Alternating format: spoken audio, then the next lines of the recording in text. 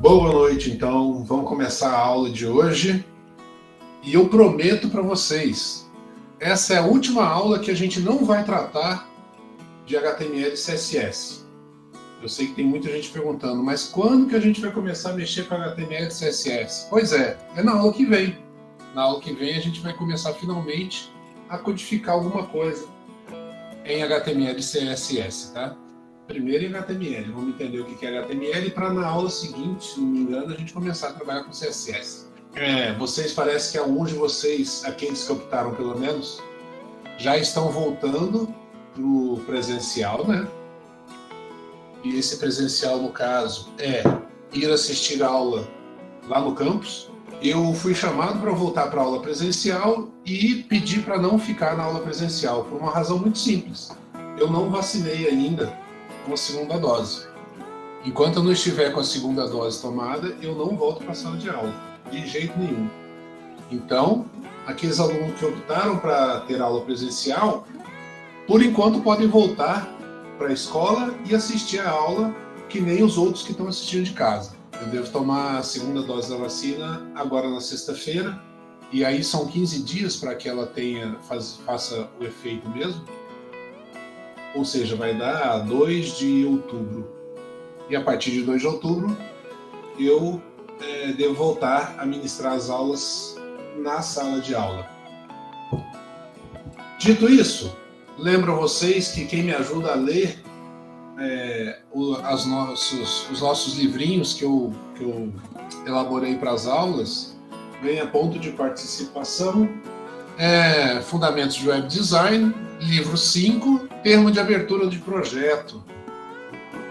A gente vai tocar um projeto de desenvolvimento de uma página para a internet, por enquanto uma página estática, né? Vocês, no devido tempo, vão aprender a fazer páginas dinâmicas, mas a página estática é o intuito dessa primeira disciplina, que é a disciplina mais básica, né?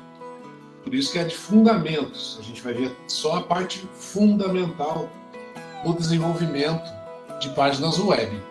E como a gente pretende desenvolver um projeto de uma página a partir da semana que vem? Na verdade, a gente já está desenvolvendo ela antes, né? Quando a gente foi desenvolvendo as atividades práticas para a teoria de UX, ou seja, User Experience. Mas a gente vai sentar para codificar mesmo a partir da semana que vem. E aí, antes de sentar para codificar, todo projeto precisa ter um termo de abertura. Ah, professor, mas a gente não podia sentar e codificar direto? Poderia, só que aí a gente não ia ser um profissional da área, e a gente ia ser apenas um técnico, uma pessoa amadora. Todo mundo que é profissional da área tem que ter uma noção de como se abre um projeto, tá? Qual o mínimo necessário para fazer um termo de abertura de projeto. E todo projeto tem que ter termo de abertura, tá? Muito bem. Bom, então aqui vocês estão vendo no índice, no sumário, na verdade, índice é outra coisa. No sumário desse livrinho que eu elaborei, quais são os itens que compõem um termo de abertura de projeto. Termo de abertura do projeto. O termo de abertura de projeto será estudado em profundidade em outras disciplinas do curso. Porém, para que possamos montar o projeto final de nossa disciplina, devemos apresentar um plano com informações mínimas a respeito deste projeto final. Para falarmos a respeito de projeto, iremos utilizar os conceitos que estão no Guia de Conhecimento em Gerenciamento de Projetos, PMBOK. Este guia é uma metodologia que auxiliar os gerentes de projeto em suas práticas. O termo de abertura é o documento emitido pelo responsável pelo início do projeto ou patrocinador do projeto, que autoriza formalmente a existência deste projeto. E com este documento que o gerente do projeto recebe a autoridade para aplicar os recursos organizacionais, funcionários, computadores, materiais de consumo, etc., nas atividades do projeto. Ele documenta informações de alto nível sobre o projeto e sobre o produto, serviço ou resultado que o projeto deve satisfazer. Muito bem. Está dizendo aí que vocês vão aprender no devido momento, em outras disciplinas do curso, sobre gerenciamento de projetos. E provavelmente a gente vai falar sobre PMBOK. O PMBOK é uma metodologia consagrada no mundo inteiro de gerenciamento de projetos, tá? Existe, inclusive, certificações PMBOK, existe uma carreira de gerente de projetos que as pessoas podem seguir. Vocês, inclusive, formados em ADS, vocês não necessariamente precisam ficar só na área de desenvolvimento de sistemas, por exemplo. Vocês podem fazer especializações na área de gerência de projetos de software e atuar nessa área. É uma área que precisa de muito profissional que dá uma boa grana, viu? Fiquem de olho nisso.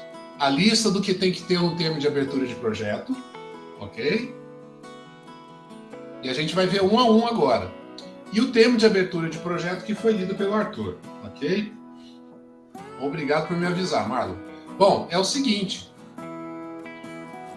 Então, existe uma disciplina chamada gerenciamento de projetos, muito importante, que pode, inclusive, extrapolar a questão do ADS e se tornar a profissão de vocês. Fiquem atentos para isso.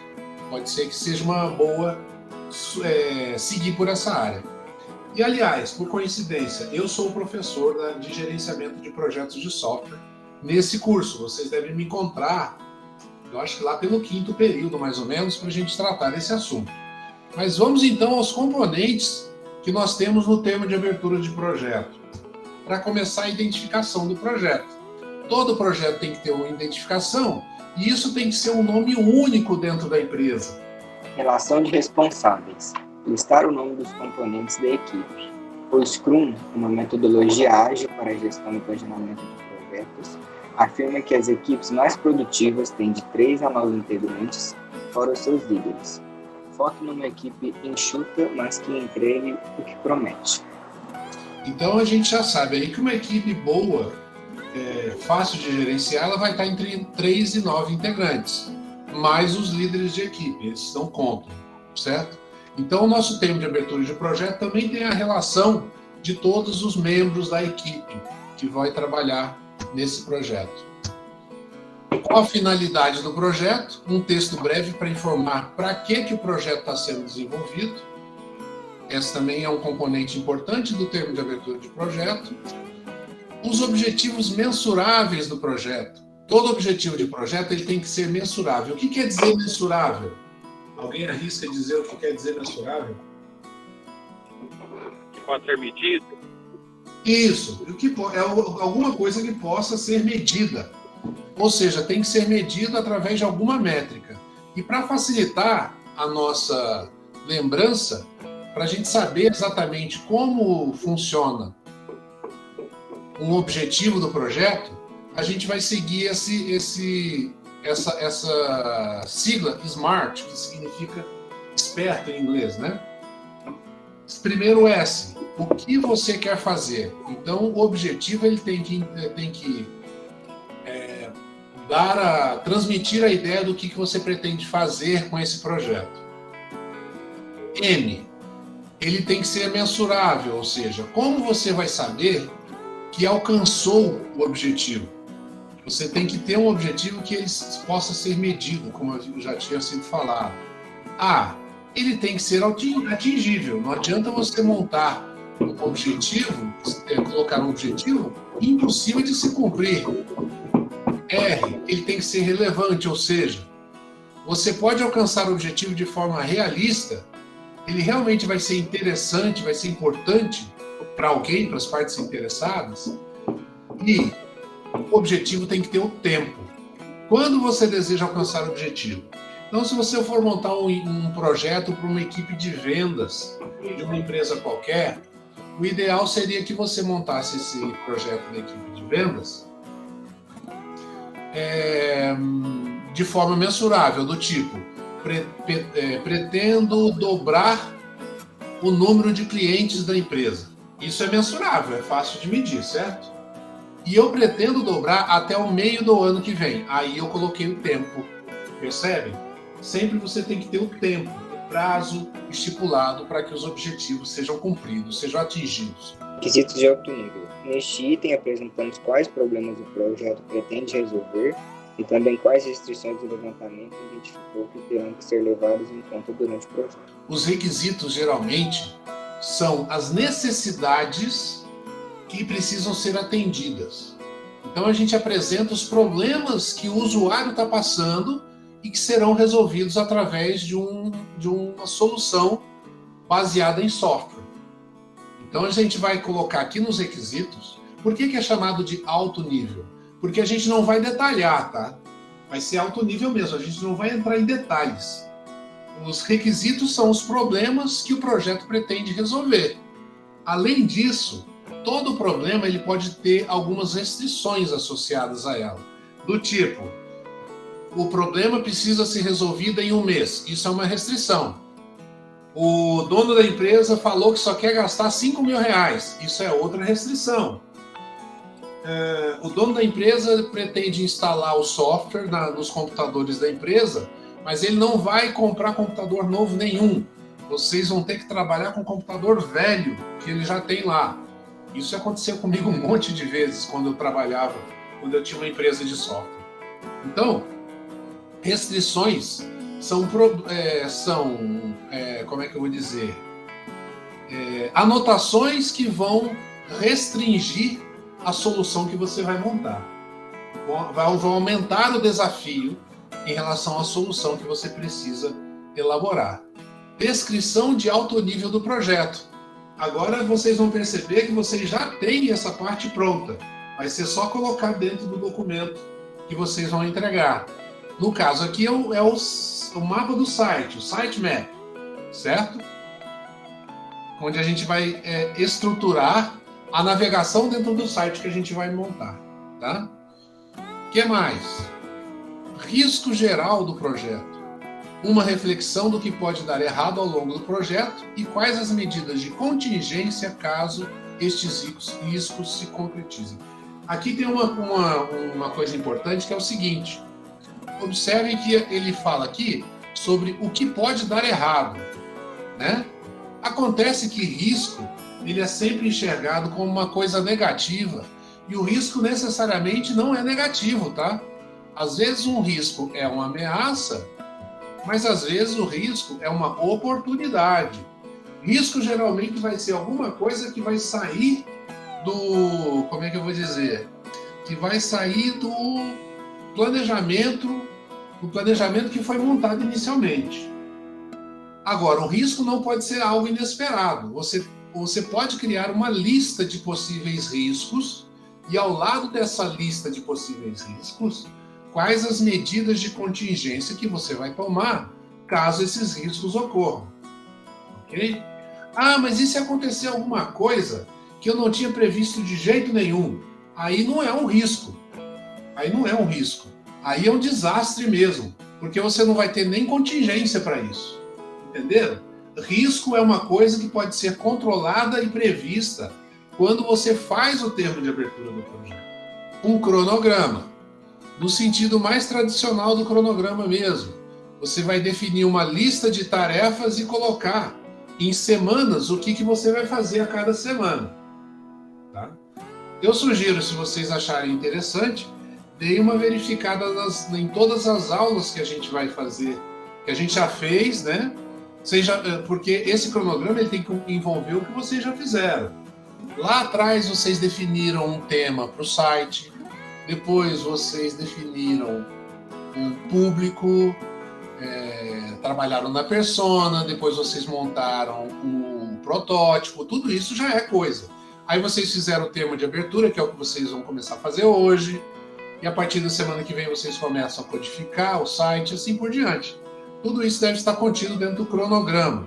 Recursos financeiros. Todo projeto custa dinheiro. Aqui devem ser levantados todos os custos que comporão o orçamento do projeto, incluindo o salário dos componentes da equipe, equipamentos, materiais de consumo, etc. Muito bem, ou seja, tudo que vai ser gasto com o projeto tem que ser contabilizado nessa parte de recursos financeiros, também chamados de custos do projeto. Aí você pergunta, mas eu vou estar na minha casa desenvolvendo um site no meu computador e só eu vou trabalhar nesse projeto. Então o custo é zero? Não, senhor, não é zero. Parem para pensar o seguinte: quanto tempo você vai gastar com esse projeto? Provavelmente você vai gastar X horas. E aí eu pergunto, quanto que vale a sua hora de trabalho? Vai ser a hora de você determinar, eu vou gastar tantas horas, a minha hora de trabalho vale tanto, no mínimo eu vou gastar tanto de recurso, com o salário do componente da equipe, que no caso é você mesmo. Entenderam que até quando você está sozinho na sua casa com o seu computador, há gasto? Existe algum custo?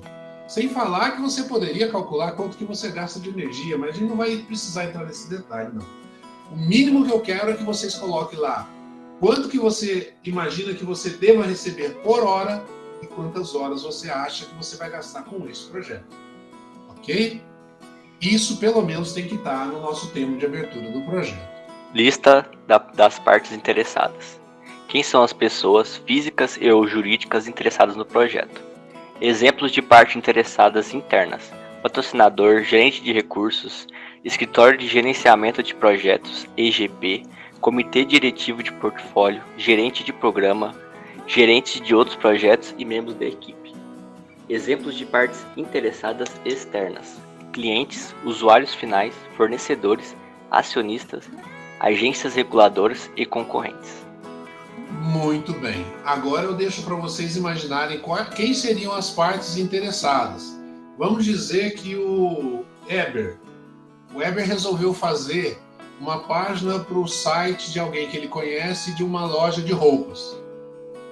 A pessoa da loja de roupas, a dona da loja de roupas, é parte interessada. O Eber é parte interessada. Eu sou parte interessada. Peraí que eu deixei um programa aberto aqui. Pronto, fechei.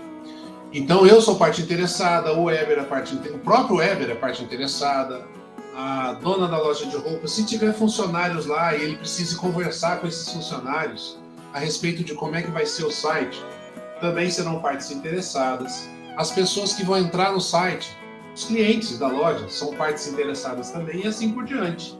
Tá? Então vocês vão listar aqui as partes interessadas. Eu? Você mesmo. Você pode se colocar como gerente de projeto, tá bem? Afinal, você vai estar não só controlando todo o projeto, você que vai fazer o termo de abertura do projeto, você vai já atuou como analista, né? Desenvolvendo o protótipo, você vai trabalhar como programador, fazendo o código do site, assim por diante. Então você é o gerente de projeto também. Gerente do projeto designado. Um dos membros da equipe que tem a responsabilidade de encaminhar o bom andamento dos trabalhos. O gerente de projeto realiza o trabalho através da equipe e de outras partes interessadas. Eles precisam apoiar-se em habilidades interpessoais importantes, como, por exemplo, liderança, construção de equipe, motivação, comunicação, influência, tomada de decisões, consciência política e cultural, negociação, facilitação e gerenciamento de conflitos.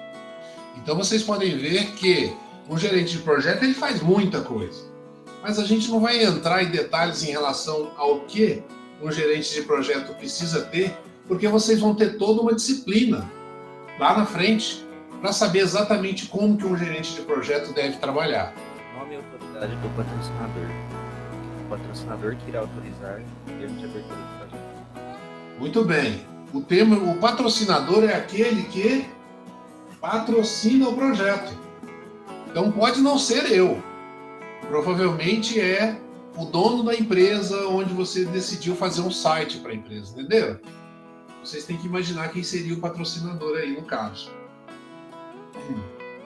Bom, só uma explicação sobre quais são as pessoas que eu estou chamando para poder participar da aula aqui. Eu estou chamando aqueles que leram menos vezes.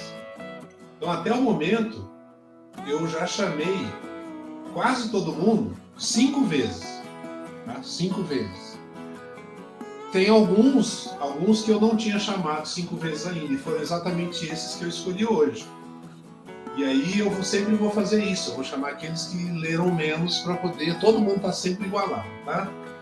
Se for a equipe interna da empresa que está desenvolvendo, o patrocinador continua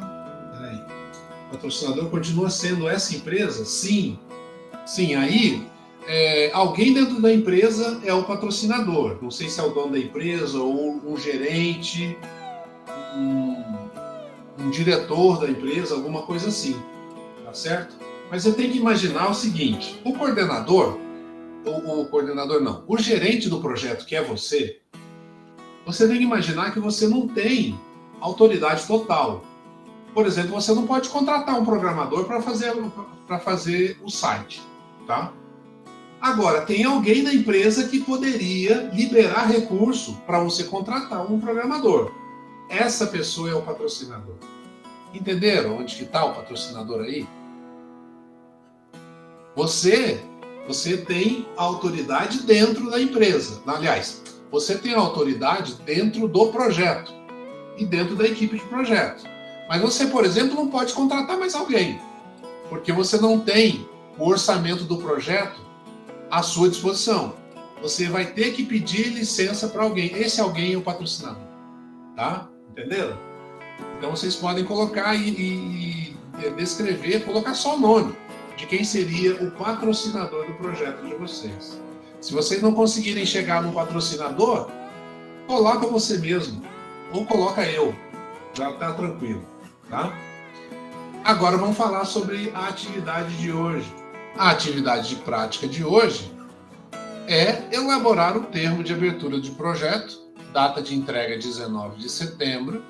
O termo de abertura do projeto, então, ele deve ter formato PDF e deve conter todos aqueles itens que foram colocados como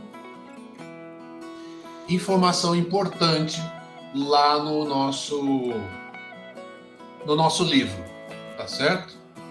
Aqui no termo de abertura de projeto, eu coloquei aqui na biblioteca da aula de hoje o livro 5, que é o termo de abertura do projeto que a gente está vendo, e coloquei também a tabela DEGRAF 2019-2020. O que é essa tabela DEGRAF? Gente, o que é a tabela DEGRAF? É uma tabela da Associação dos Designers Gráficos do Distrito Federal de 19 a 20. Por que eu coloquei isso daqui? É só para vocês terem uma noção de quanto custa alguns serviços. É claro que essa tabela aqui é de uma associação de designers gráficos.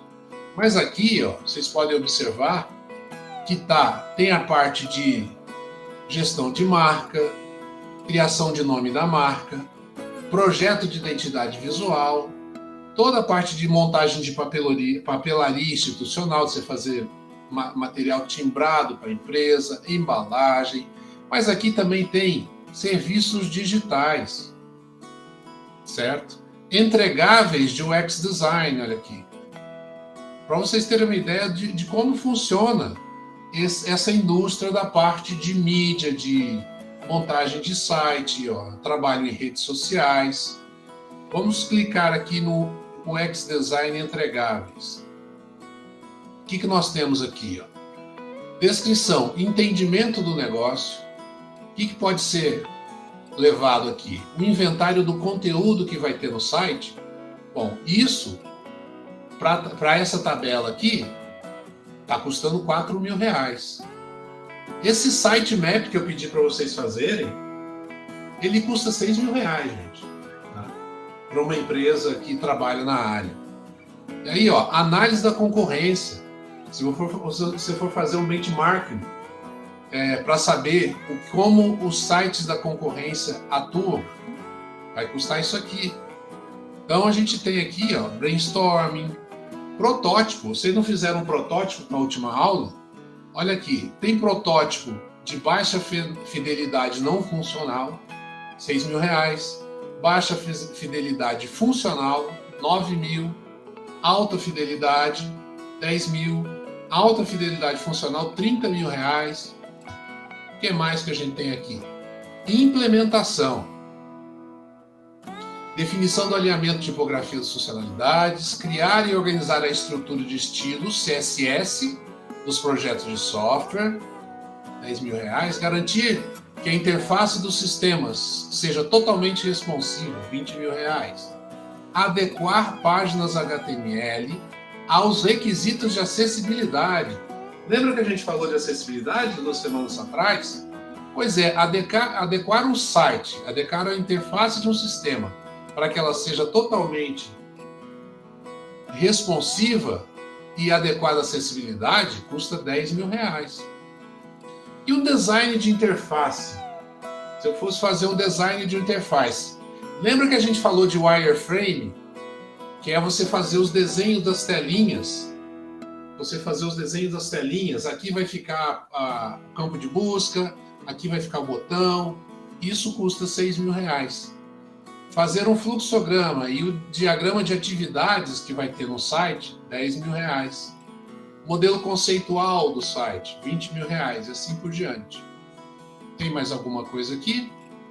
Vamos ver. Consultoria em design. Aqui está a hora técnica. Lembra que eu preciso que vocês definam quanto que vai custar a hora de vocês?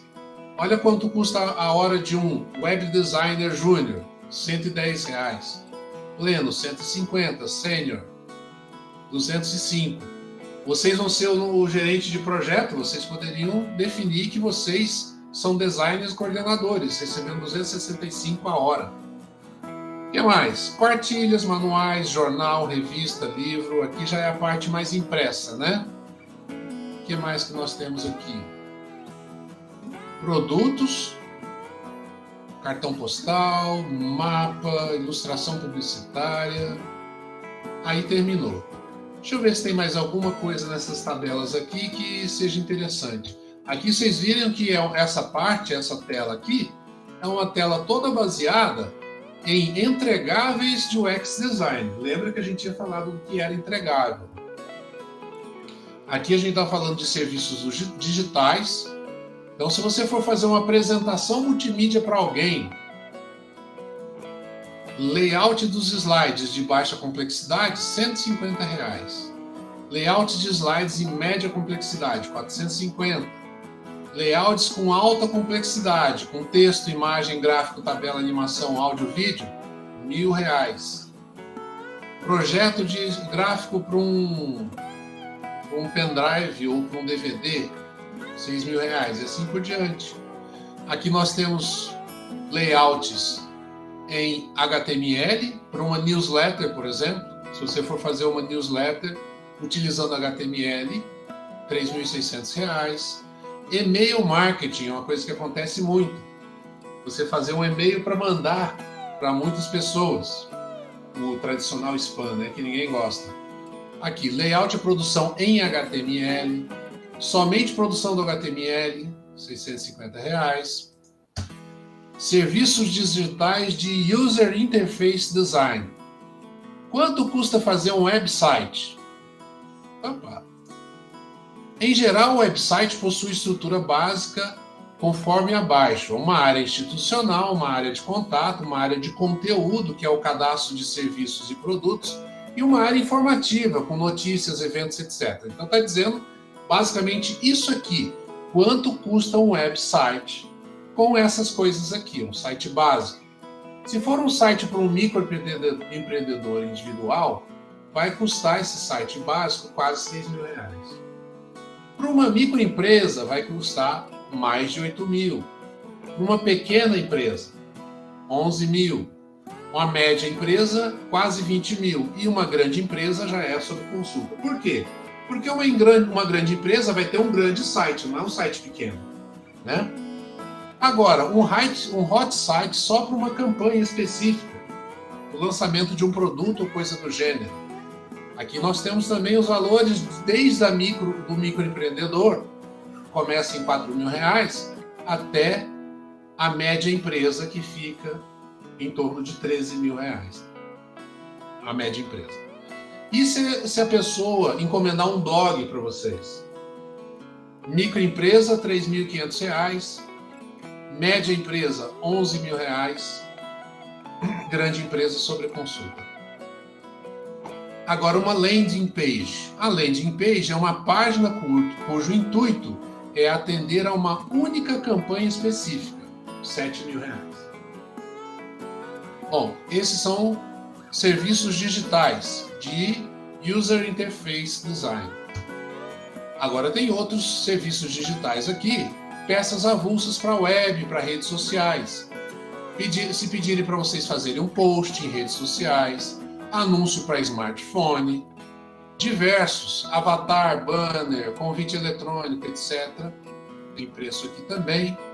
Ou um aplicativo para mobile, ou seja, o desenvolvimento de um aplicativo mobile, R$45.000. O que mais nós temos aqui? Serviços digitais na área de redes sociais. Um diagnóstico do que pode ser feito com uma conta específica. Um planejamento de ações dentro das redes sociais. A gestão de uma conta, com criação e gestão de conteúdo. E gestão de monitoramento, ou seja, indicadores de desempenho. De onde estão as pessoas que estão vendo a conta da rede social. Que mais? Qual a faixa etária, a faixa econômica de quem está vendo aquela conta, etc. Que mais? Serviços digitais para mídias interativas. Então, isso daqui é uma tabela bem interessante para vocês conhecerem. É claro que o foco maior dela é essa parte de gráfica, né, de serviços gráficos, afinal é a ADGRAPH. Mas temos todos os tipos de trabalho, por exemplo, você fazer projeto para DVD, que é uma coisa que vocês certamente vão ter possibilidade de trabalhar também, né? E aí a parte de editoração, capa, livro, cartilha, jornal, e assim vai. Interessante, dá para ter uma noção de quanto custa cada projeto, essas coisas assim. Eu acho que é um primeiro contato para vocês terem uma ideia de que existe uma indústria e toda uma... Como que eu vou dizer? Toda uma segmentação de trabalhos, tá certo? E é uma segmentação de trabalhos que eu estou apresentando para vocês que tem muito a ver com a nossa disciplina. Ah, mas eu não quero mexer com essas coisas que estão aí, não. Até deu ânimo para estudar mais matemática. Nossa, matemática. Então tá. Mas olha, matemática é sempre bom, né? Agora, vocês têm que pensar o seguinte, o foco de mostrar essa tabela da ADGRAPH para vocês é para vocês terem uma ideia de que só com a parte de fundamentos de web design vocês já conseguem começar a fazer link com o mercado de trabalho, tá certo? Aí você passa, não, mas eu quero trabalhar. Tony, precisava de um material desse, pois realmente não tinha noção nenhuma sobre. Pois é claro, a gente está falando de valores de Brasília. Brasília é um local absolutamente inflacionado em termos de trabalho na área de software, de web design, tá? Por quê? Porque lá existem muitas empresas públicas e elas pagam muito, velho. Ao mesmo tempo, viver em Brasília é muito caro. Eu posso falar isso para vocês porque eu sou de lá.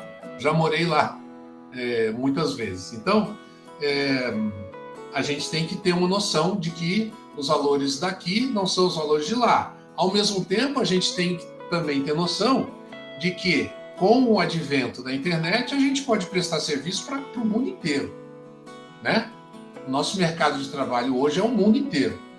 Então, é bom a gente começar a ter noção de mercado de trabalho. E aí eu volto para aquilo. Mas eu não quero mexer com isso. Eu quero mexer com instalação de redes. Eu quero trabalhar com a parte de eletrônica. Tudo bem, vocês vão passar por essa parte também. Eu quero desenvolver software para grandes empresas. Vocês também vão aprender isso.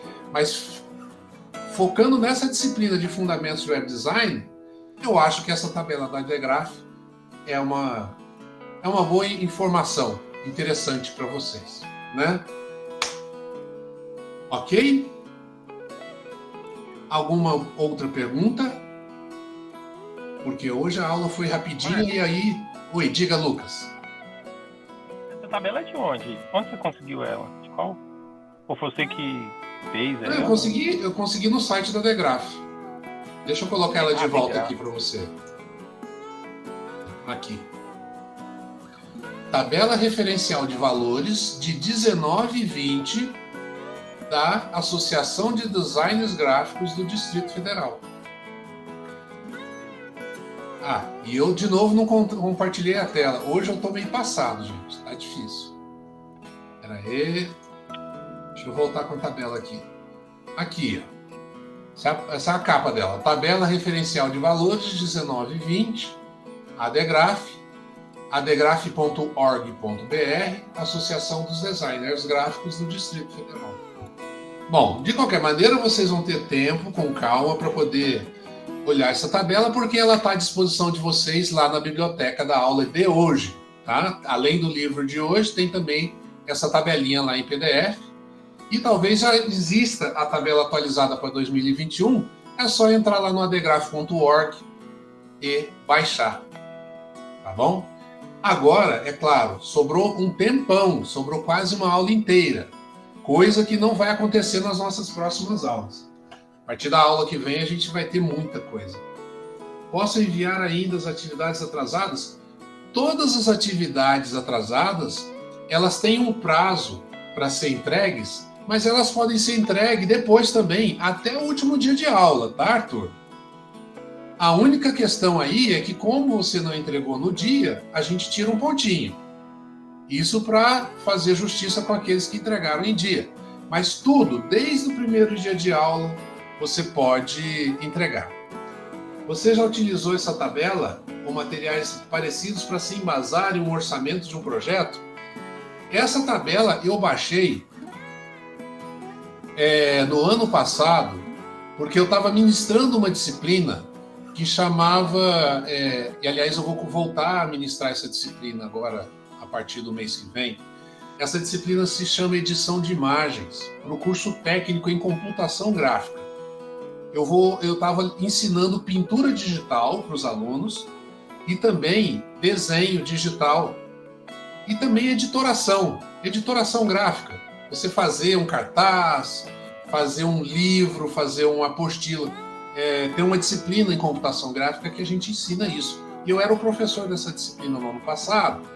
E aí eu fui atrás dessa tabela da Degraph, encontrei e serviu para mostrar para os alunos eles terem uma noção do mercado de trabalho dessa área e também está servindo para a gente aqui, para a nossa aula. Agora, quando eu trabalhava, não como professor, mas eu era um empresário da área de desenvolvimento de software, isso já se vão mais de, acho que uns 15 anos já, a gente tinha os nossos métodos de fazer medição de trabalho de software. Tá? E como que isso era feito? A empresa ainda existe, ela chama Valin Software, ainda utiliza essas metodologias. A gente media o tempo que levava para fazer cada coisa dentro da empresa. Mas você ficava vigiando os funcionários? Não! Os funcionários sabiam, eles tinham consciência de que a gente fazia essas medições para poder determinar o preço dos contratos, os valores dos contratos que a gente fechava. Quando eu vendi a minha empresa, ela tinha quase 600 clientes, não só em Uberaba, mas na região todinha. A gente vivia viajando para cidades aqui perto e a gente precisava ter uma maneira muito estruturada de definir preço de software. E como que a gente fez isso? Os primeiros anos a gente não tinha nenhum tipo de metodologia e a gente errava muito nos preços. Errava muito, mas errava muito mesmo. A gente definia que um relatório num certo projeto, aquele relatório ia demorar um dia para fazer. Depois a gente descobriu que demorava mais de uma semana para fazer o mesmo relatório. A gente realmente não tinha noção de quanto custava o tempo do pessoal da nossa equipe. E aí o que a gente fez? A gente fez um software que era uma janelinha que ficava na tela do programador, do analista, de todos os funcionários da empresa. Esse software ele ficava uma janelinha do lado assim, e ele entrava nele e clicava num botão para começar a contar o tempo. E aí ele escrevia: estou trabalhando no relatório de inventário do sistema controle de estoque para adequar a situação da empresa tal. E aí ele começava a trabalhar naquilo. E o software ia registrando o tempo que ele gastava com aquilo. Aí, de repente, o telefone tocava. Era um cliente perguntando alguma coisa. Ele atendia o telefone, clicava no botão, falava: estou no telefone.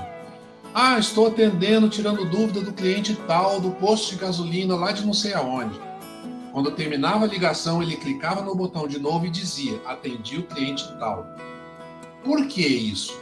Porque aí a gente tinha, no final do mês, uma medida de quanto que a gente gastou com cada cliente. A maioria dos nossos clientes nos pagavam uma assinatura mensal pelo software. Isso dava a eles direito de atualizações do software.